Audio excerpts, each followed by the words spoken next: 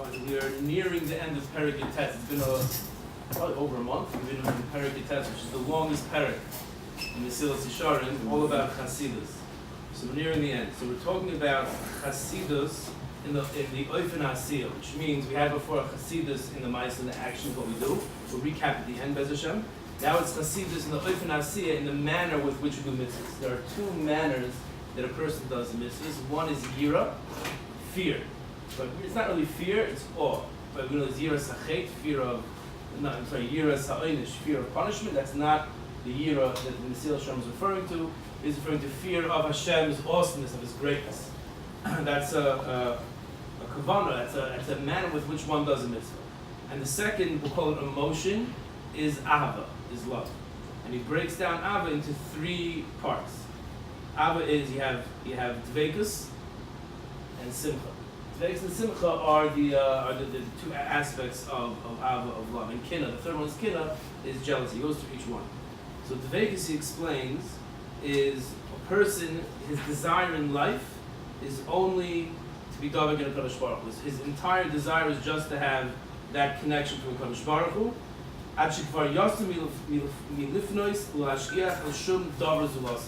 There's nothing else that the person desires besides having that connection to a Kadosh Baruch Hu and keeping the Torah in mitzvahs. That is the Vekas. Quotes a pasuk in Mishlei, Shalom Melech says, "Ayelas havim v'yalaschein dadei yiravucha b'chol eis." Just like a baby is always satiated by nursing from his mother, you always find satiation in that. We have to always find satiation in being Oivin Hashem. That's the first element of Ava, which is the Vekas. Then he goes on to say that many times in the Torah we are commanded to be Davik to a Kadosh Baruch Hu. La'ava, as Hashem al-Kecha, l'dav k'boy, a pasuk in the Parashas Nitzavim, l'voy sidbak, in Parashas Eikim, l'voy sidbak, in Parashas Rei.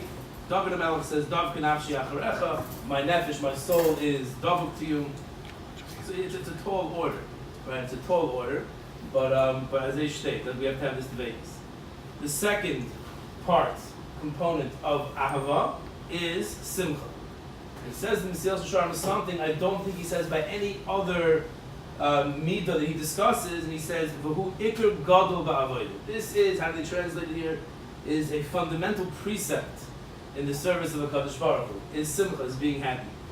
Pasuk in Tehillim, Ivdu es Hashem b'simcha, boyu l'fanav birnana. V'tzadikim yismuchu, ya'altzu lifnei Elokim v'yasisu b'simcha. We see again and again, David HaMelech in Tehillim always stresses the importance of Simcha. Kizoisi as Simcha says in Mesillas Yesharim HaMikdash, Liboy shel Adam alaz, his heart should be happy and gladdened.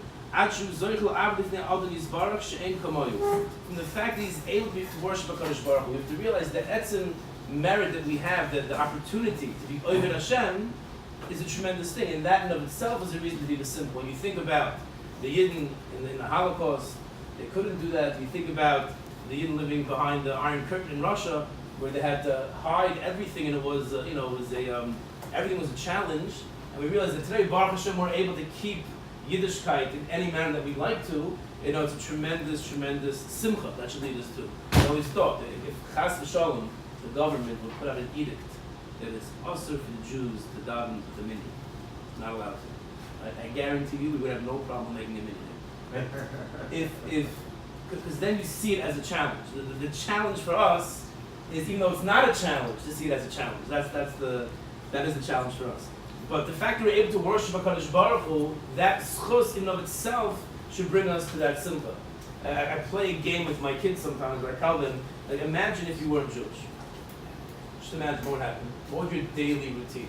Get up in the morning, you roll out of bed, and you go to eat. You wouldn't wash negavas, you just go right to eat. You wouldn't daven, you wouldn't say Ma'ida'ani. You just like get out of bed, and maybe you wash your hands if you're somewhat sanitary, and then you just go to your kitchen table and eat breakfast. No davening, then you just get up and you run out to school, and you don't make a bracha before you eat, and you don't bench after you eat, and there's no tune, there's no Shabbos. The days just go, and you have fun, you have a good time. And would you really be satisfied if you didn't have to practice for your bar mitzvah? You lame, you get up there and you give a Dvar Torah. If we didn't have Pesach, we didn't have Rosh Hashanah Yom Kippur, we didn't have, right? So, and the Hosaf is on the bar mitzvah by the lame.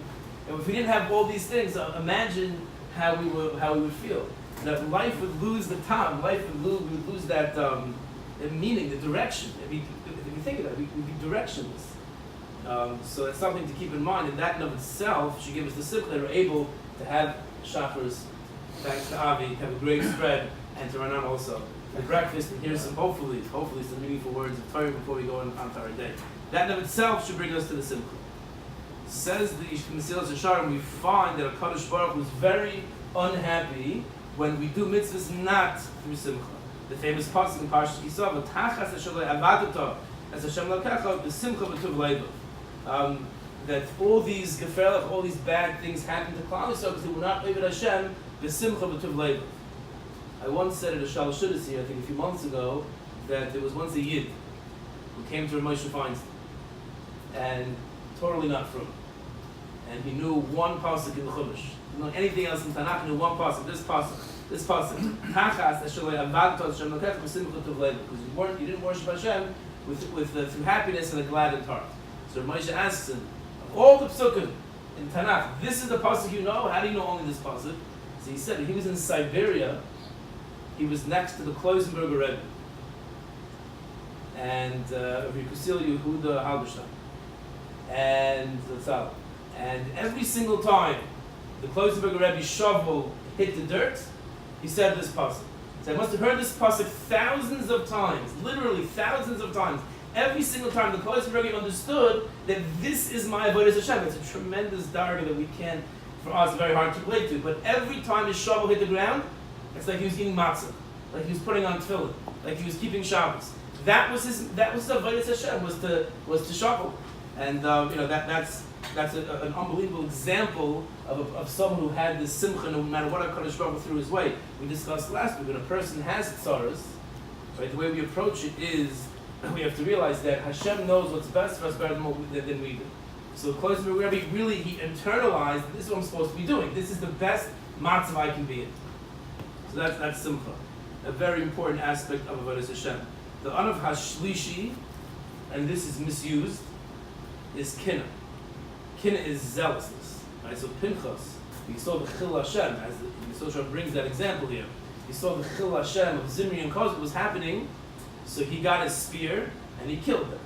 Now I'm not recommending, especially we have boys in middle school here, I'm not recommending that if you see someone doing an Aveira, Momo, you don't pick up a spear, although it might be geschmack, and you might, you don't pick up a spear and kill them. That's not, but the concept that someone you love, you cannot tolerate when they're disgraced. You know, if you're walking down the street and someone just hurls insults at one's parents, one's children, one's spouse, how are you going to react to that? You're not going to be happy. You want to fight back. So, kinna, if there's a true ava to a Kadosh Baruch Hu, then when there's an affront to a Kadosh Baruch Hu, there's going to be a kinna. There's going to be a person's going to try, there's righteous indignation. This person's going to be upset, and he's going to want to avenge whatever happened. Now, again, one has to know how to do that. Right? Kinna could be a lot of bad things happen when it's misused by people who are not Talmidei Chacham and don't know how to use it properly. But it's important to know that it is an important aspect of Ava. Farifligu Chachamenu, the Chacham discussed the following, the one on Shabbos. A person has the ability to protest what someone is doing, and he does not protest it, he's doing an Aveira. And I have the ability to go over to him and say, listen, this is not right, and I can stop him from doing it. The person who could have stopped this Jew from doing an Aveira and he didn't do it, is also going to be punished for the Aveira. That's also an element of zealousness, of kinna, that a person, it bothers me to be doing this, because it's an Aveira to HaKadosh Baruch Hu, and I can stop. He's not going to listen to me. There's just a Maisa where, unfortunately now, by the not from Jews, cremation unfortunately is very common, where they cremate the body, but they have this new thing where they build these metal walls, and they put the body into the wall, into the metal, what? Yes, that's what it's called. So in Eretz Yisrael they're doing it, but they're doing it because there's a space issue, but they're doing it in a way that's still the ground, meaning they fill the pillars with dirt, and you can bury a person, it doesn't have to be in the ground, you can bury him in a wall, but it has to be part of the ground. If it's a mountain, you go in the side of the mountain. So in Eretz Yisrael they're doing it properly, but in other places they do it just like in metal, it's not considered to be a proper kfura. So the shayla is, the person, his relative, this is happening to him, so should he say something to the wife, to the almana, that she shouldn't do it? Should he try to convince them? So That's what he asked me. So I said, listen, what are the what is the state of mind of the family of the deceased? Like, are they just unaffiliated? If you tell them, listen, it's for your husband, for your father, for your grandfather, that they might listen. So he said he heard one thing from the widow, and she said, I'm not putting my husband in the ground. I'm not putting him in the ground, in the dirt. So I said, it's probably not going to help, because this guy wasn't so close with them. So if he could say something, but he was a bit bashful, and he's embarrassed, then he would also be nitfas on the oynish, the punishment for not giving this person Kfuras Yisrael.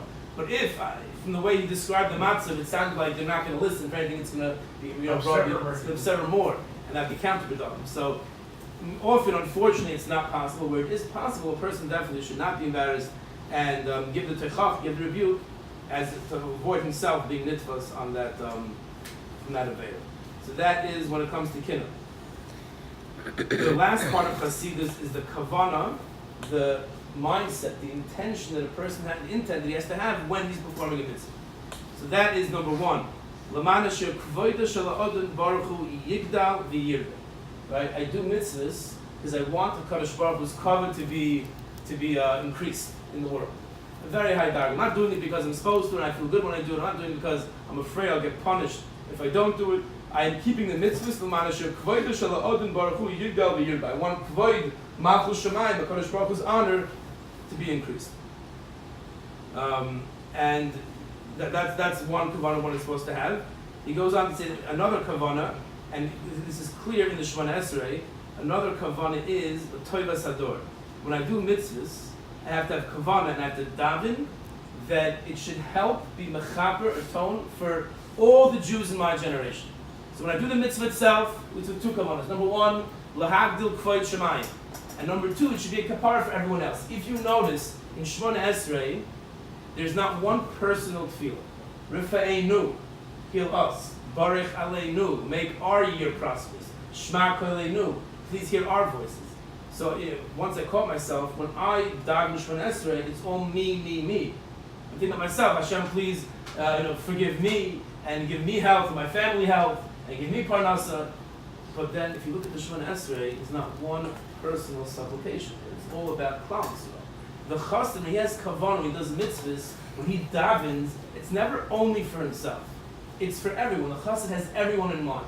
So these are the two kavanas that a person, the chassid, has to have when he does mitzvahs. Be marbek for shemayim, and then it should be mechaper on his generation. Like we discussed yesterday, the machzis hashekel, it was a machzis hashekel, it was half a shekel.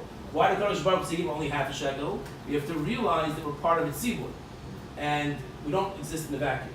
We're not just individuals. That has to be one's intention. With that, we end the chapter on Chasidus. Just a quick recap. What are the parts of Chasidus? There are three basic parts of Chasidus. We have B'maisa with our actions, B'ofen Asiyah, the manner with which we do the mitzvahs, and the Kavanah, the intention we have when we keep the mitzvahs. When it comes to the Maisa, and again, as he explained in Parak Ches, Chasidus is the marshal I've given a number of times. The father tells his kid, clean up 5 things from the table, from the Shabbos table. The kid cleans up 4, he's a Russian. He cleans up 5, he's a tzaddik. He cleans the entire table, he's a chassid.